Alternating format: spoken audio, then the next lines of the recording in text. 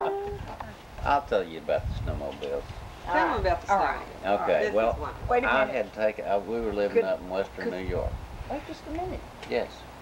What about Nancy? Hasn't? Oh, go ahead, Nancy. Have you finished? Oh, You've no, made- no, Nancy's got long No, I before had she a short sleeps. interview. Many Okay. guys. Nancy has relinquished the floor. All right.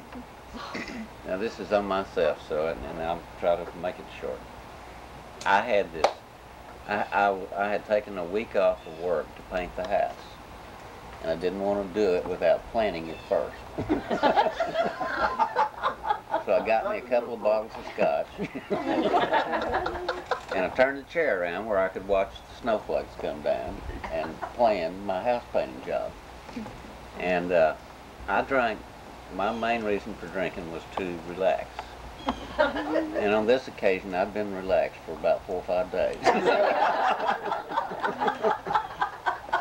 And I woke up one time during that time. Well, it came to is what it came to. During the To snowflake. the stark realization that I only had that much whiskey left in the house. Panic time, you know. Oh, yeah. And all I knew was that it was dark outside, and I didn't know whether it was morning or night or what. It was just dark. And I thought, I've got to have some more whiskey. But this service station down at the foot of the hill stays open all night long. They got a drive-in window. And I had on my drinking uniform, which was this bathrobe, you know. And so I got up and started towards the door, and I put on these Mickey Mouse boots, you know, with the felt lining, the snowmobile boots. Yeah. And I thought I won't have to get out of the car anyway, so I won't change clothes. Well, when I take vacations, I don't shave, so I hadn't shaved in about 4 or 5 days.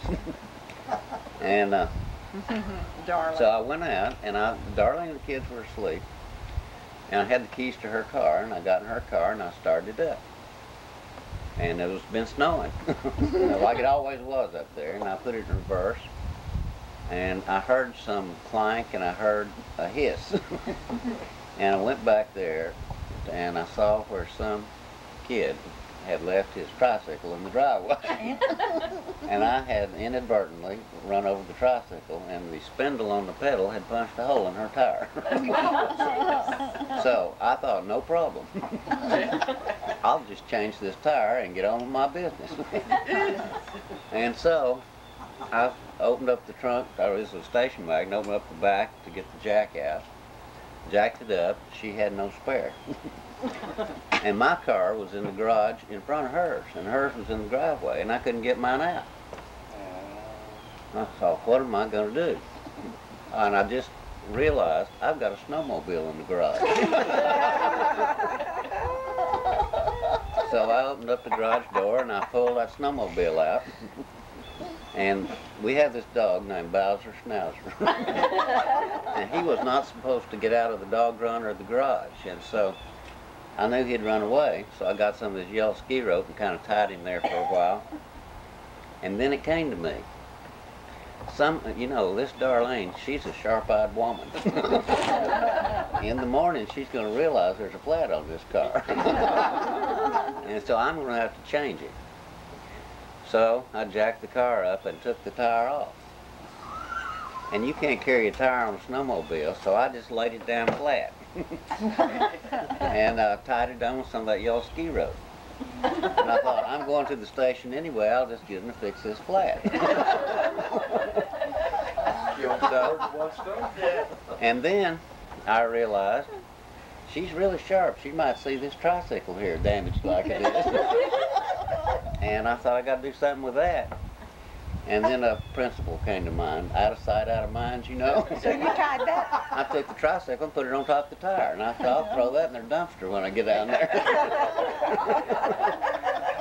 And then the dog started barking. I thought, oh God, he's going to wake up the kids. So I have this sled that's supposed to go behind the snowmobile. So I tied it on to behind the tire, and I tied the dog to the sled.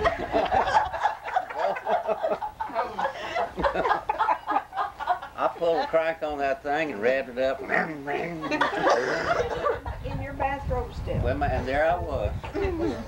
driving down the street in a snowmobile with a 5-day growth of beard, and my robe was standing straight out in back. Frozen. Pulling a tire with a tricycle on it and a sled behind that with a dog latched to it. And like I say, I didn't know if it was night or morning. I would pass every corner, and there's these little clumps of people gathered up, you know, with briefcases and lunch pails. And I thought, God, it doesn't take much to draw around this town.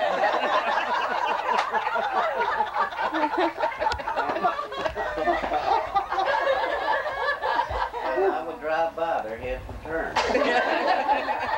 And their mouths were wide open. So, I went on down there anyway. All I ever wanted was dignity.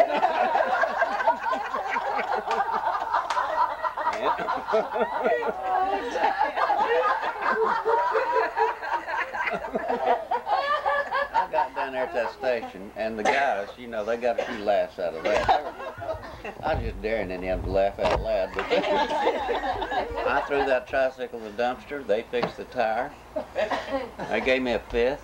I mean, I should have been in the hospital, you know, but I was doing all this stuff.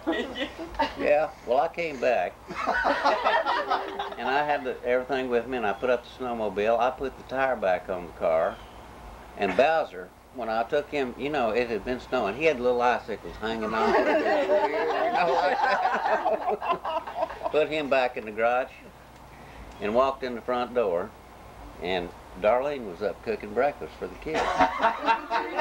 Well, what do you say at a time like that? I said, Darlene, you want a drink?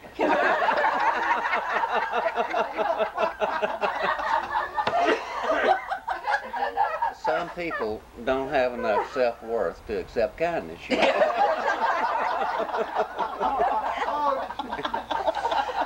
And I was afraid that she might say something in a moment of pique, you know, that she would later regret.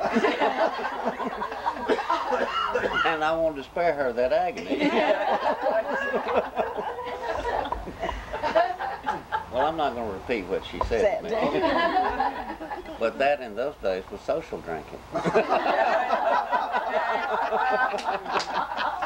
Got a little worse after that.